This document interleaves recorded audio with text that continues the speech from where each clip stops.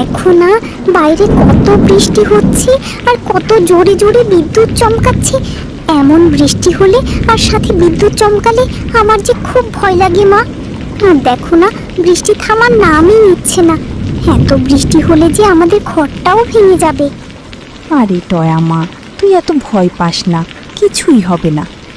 কিন্তু সেই যে সকাল থেকে বৃষ্টি হচ্ছে আর এখন সন্ধ্যা হয়ে গেছে, তারপরও বৃষ্টি তো থামার নামই নিচ্ছে না। এমন বৃষ্টি হতে থাকলে তো বন্যা হয়ে যাবে। বন্যা কি মা? বন্যা হলে কি আমাদের ঘরবাড়ি পানিতে ডুবে যাবে? আমরা কি মারা যাব? বলো না মা। না রে টয়া, তুই অত চিন্তা করিস না। সৃষ্টিকর্তা তো আছে, সৃষ্টিকর্তা আমাদের রক্ষা করবে। এবার ঘুমিয়ে পড়তো মা, অনেক রাত হয়েছে। এই কথা বলে মিনা ও তার মা ঘুমিয়ে পড়ে। আরে আরে, এই কি অবস্থা! পানি তো ঘরের মধ্যে চলে এসেছে। টয়া ওঠ মা, দেখ আমাদের ঘরের মধ্যে বন্যার পানি চলে এসেছে। ও মা, এই তো সত্যি বন্যার পানি আমাদের ঘরে চলে এসেছে। ও মা, এত পানি দেখে আমার খুব ভয় করছে। এই পানিতে আমরা ডুবে মারা যাব মা। আমার খুব ভয় করছে মা। ঘরে তো কোনো রান্না নেই আর শুকনো খাবারও নেই। এখন আমি তোকে কি খেতে দেব? এখন তোকে নিয়ে আমি কোথায় যাব আর তোকে কি খেতে দেব? মা, চলো না আমরা নানির বাড়িতে যাই। তাহলে আমরা নানির বাড়িতে গেলে ভালোভাবে থাকতেও পারবো আর আমার নানির বাড়িতে বেড়ানোও হয়ে যাবে। এই পানিতে বের হব কি করে তাই আমি ভেবে পাচ্ছি না। আর তুই পড়েছিস নানির বাড়ি যাওয়া নিয়ে। এত পানির ভিতর তোর নানির বাড়িতে যাব কিভাবে? তোমার আশেপাশের মানুষগুলোর কি অবস্থা তাও কিছু বুঝতে পারছি না। চল তো মা, বাইরে যাই, গিয়ে দেখি আশেপাশের মানুষের কি অবস্থা। আমরা ঘরের চালের উপরে অবস্থান নিব। ও মা, দেখেছো কত পানি হয়েছে? আর একটু হলে তো আমাদের চালও ডুবে যাবে। আমরা তো পানিতে তলিয়ে যাব। না রে মা, কিছু হবে না। তুই এইখানে থাক, আমি দেখে আসি কোনো ব্যবস্থা করতে পারি কিনা। মা, তুমি আমাকে একা রেখে চলে যাবে? আমার যে ভীষণ ভয় করছে মা।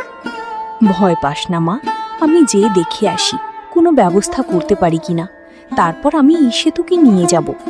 এখন যদি তোকে আমি আমার সাথে করে নিয়ে যাই তাহলে দুইজন ডুবে যাব। তুই চিন্তা করিস না, আমি এখনই ফিরে আসব। আচ্ছা মা, তুমি সাবধানে যেও। বাগিনী ভাবি, বন্যার পানি আমার চাল পর্যন্ত পৌঁছে গেছে। আমি আমার মেয়েটাকে নিয়ে বড় বিপদে পড়েছি। আপনার বাড়ির 2 তলায় আমাকে একটু আশ্রয় দিবেন? না হলে এই বন্যার পানিতে আমার ওই ছোট্ট মেয়েটাকে নিয়ে আমি কোথায় যাব? আমি তো আপনার এইখানে কাজ করি, আমি আপনার এইখানে থেকে আপনার কাজ করে দিব। না না, আমার বাড়ির 2 তলায় তো ভাড়াটিয়ারা আছে, একটা ঘর ফাঁকা আছে, কিন্তু সেটাও আমি ভাড়া দিব। আচ্ছা বাগিনী ভাবি, তাহলে আমরা ওই ঘরটা ভাড়া নিব। আমি যা কাজ করব আমার বেতন থেকে তুমি ঘর ভাড়া কেটে নিও। না রে শেফা, আমি বন্যায় ঘর ভাড়া বাড়িয়ে দিয়েছি। তুই ঘর ভাড়া নিতে পারবি না, কারণ ঘরের ভাড়া তোর বেতনের থেকেও বেশি। তুই একটা কাজ কর, তুই অন্য কোনো জায়গায় খোঁজ কর থাকার জন্য। বন্যার পানি যে বেরিয়ে চলেছে, আমি তো ডুবে যাব। মা, তুমি কোথায় গেলে আমাকে রেখে? আমি যে এই বন্যার পানিতে ডুবে মারা যাব। আচ্ছা, ওই দূর থেকে ওটা কি ভেসে আসছে? ছোট্ট মেয়ে, তুমি কাঁদছ কেন? আমি জলপরি, বন্যার পানিতে সমুদ্র থেকে ভেসে ভেসে এইখানে চলে এসেছি। তোমার কি হয়েছে?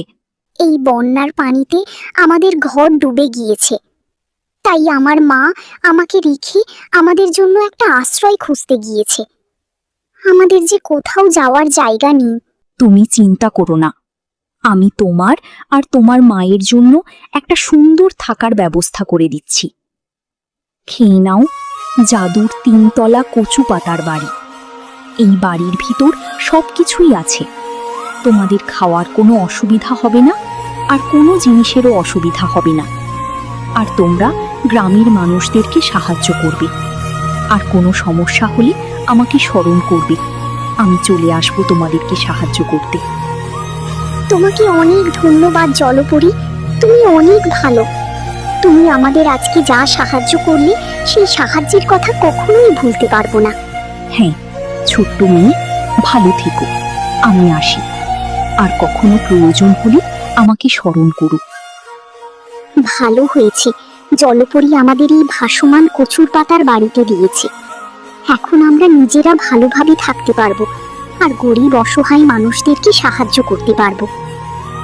মা যে কোথায় গিয়েছে, এখনো কেন আসছে না? কই তো মা আসছে। মা, তুমি কোথায় গিয়েছিলে?